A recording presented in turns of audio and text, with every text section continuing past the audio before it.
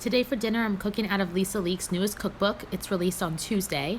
I decided to go ahead and make this easy Chinese chicken. I had all the ingredients.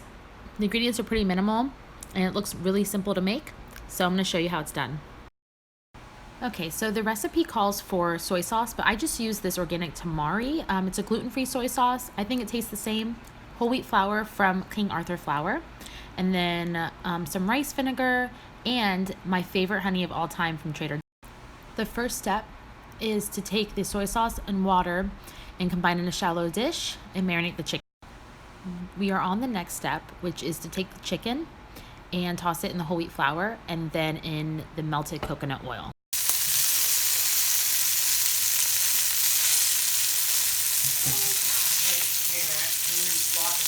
Finished product. It's seriously so good.